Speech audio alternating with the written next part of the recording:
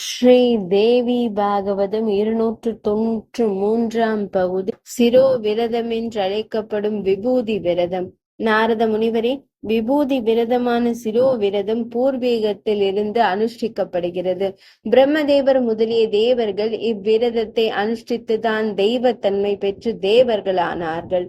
அசுரர்களுடன் போரில் வெல்லவும் பாவ தோஷங்களை அகற்றவும் இவ்விரதமே அவர்களுக்கு உதவியது. விரதங்கள் அனைத்திலும் சிறந்த இந்த விரதத்தை அனுஷ்டிக்காதவர்கள் வேறு எந்த விரதத்தாலும் புண்ணியம் அடைய மாட்டார்கள். இந்த விரதம் பல பெயர்களுடன் இருந்தாலும் அனைத்து பெயர்கள் அனைத்தும் மகேஸ்வரனையே குறிக்கிறது. இவ்விரதம் பாபங்கள் அனைத்தையும் ஏறித்தளிக்கும் பெருந்தீயாகும். அதனால் இதை தினமும் பெரு விருப்புடன் அனுஷ்டிக்க வேண்டும். முதலில் விபூதியை மந்திரத்தை ஜபித்து உடல் முழுவதும் பூச வேண்டும். சந்தியா காலங்களில் இவ்வாறு பூசுவது பெரும் சிறப்பை தரும். 12 வருடங்கள் அனுஷ்டிப்பது பெரும் நன்மையாகும். குறைந்தது 3 மாதங்களாவது அனுஷ்டிக்க வேண்டும். விபூதி விரத பூச்சுடையவர்கள் பிரம்ம ஞான வித்தைக்குரியவர் ஆவர்.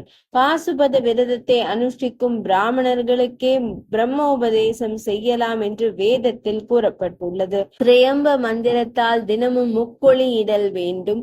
ஆனால் இல்லறத்தான் 3ஆவர்த்தி ஓங்காரத்தோடு ஹம்ச மந்திரத்தை ஜபித்து விபூதி பூசிதல் வேண்டும். பிரம்மச்சாரி சிவமந்திரத்தை ஜபித்து பூசுதல் வேண்டும்.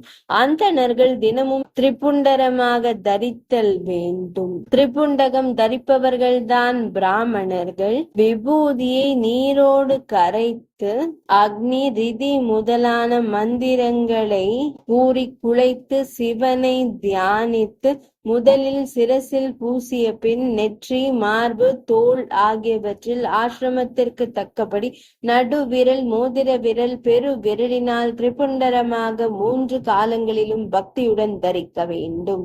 293 பகுதி நிறைவடைந்தது.